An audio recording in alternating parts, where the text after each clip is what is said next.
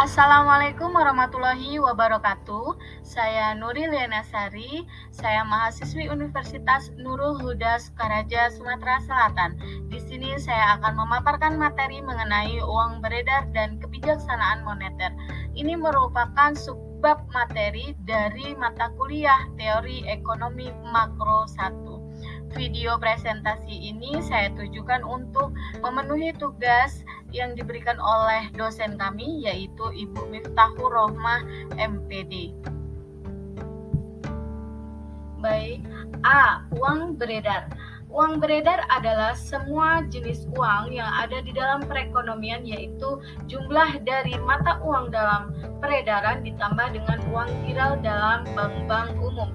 Uang beredar atau money supply dibedakan menjadi dua pengertian, yaitu sebagai berikut. Yang pertama yaitu uang beredar dalam arti sempit atau borrow money. Borrow money yaitu merupakan penjumlahan dari uang kartal dan uang viral. Yang selanjutnya adalah uang beredar dalam arti luas atau broad money. Broad money itu sendiri yaitu penjumlahan dari borrow money, yaitu tadi antara uang kartal dan uang viral, lalu ditambah dengan quasi money. Quasi money itu mencakup saldo deposito berjangka dan simpanan tabungan yang ada di bank. Yang selanjutnya adalah uang inti. Uang inti atau reserve money merupakan inti dari proses penciptaan uang beredar. Uang inti adalah seluruh uang yang dikeluarkan bank sentral ditambah simpanan dalam bentuk saldo rekening koran milik bank-bank atau masyarakat pada bank sentral. Uang inti diartikan juga penjumlahan antara uang kartal dengan cadangan bank. Jumlah uang inti di masyarakat meningkat karena tiga sebab. Yang pertama yaitu surplus neraca pembayaran, yang kedua defisit APBN yang dibiayai dengan pencetakan uang baru, lalu kenaikan kredit bank sentral kepada bank-bank dan kepada lembaga-lembaga lain. Sebaliknya, uang inti berkurang karena defisit neraca pembayaran, lalu surplus APBN, dan yang selanjutnya yaitu penurunan kredit bank sentral. Selanjutnya adalah pelipat uang. Pelipat uang atau money multiplier dalam proses penciptaan uang, bagian dari uang inti yang dipegang oleh masyarakat umum langsung menjadi uang kartal, sedangkan sisanya yang dipegang oleh bank-bank umum sebagai cadangan bank kemudian melipatkan diri menjadi uang giral. Proses penciptaan uang beredar dari uang inti tersebut diringkas dalam konsep money multiplier yang menghubungkan antara jumlah uang inti dengan jumlah uang beredar. Yang selanjutnya adalah kebijaksanaan moneter. Kebijaksanaan moneter adalah kebijaksanaan untuk mempengaruhi proses penciptaan uang beredar tersebut, yaitu pemerintah atau bank sentral bisa melakukan hal ini dengan mempengaruhi secara tidak langsung nilai money multiplier dan secara langsung besarnya uang inti. Berbagai instrumen kebijaksanaan moneter tersedia untuk itu.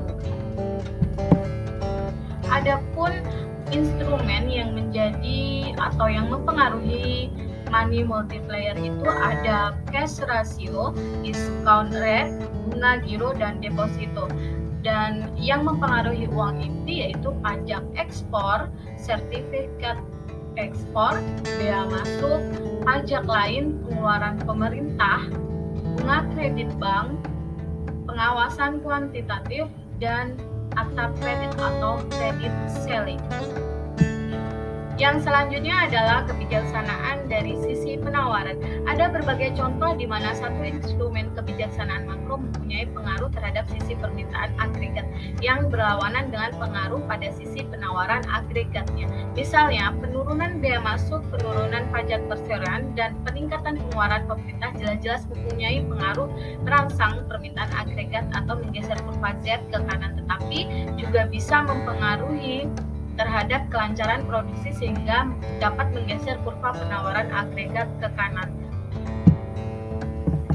Bahwa pada dasarnya akhir-akhir ini ahli ekonomi makro mulai sadar akan pentingnya pengaruh kebijaksanaan makro pada sisi penawaran.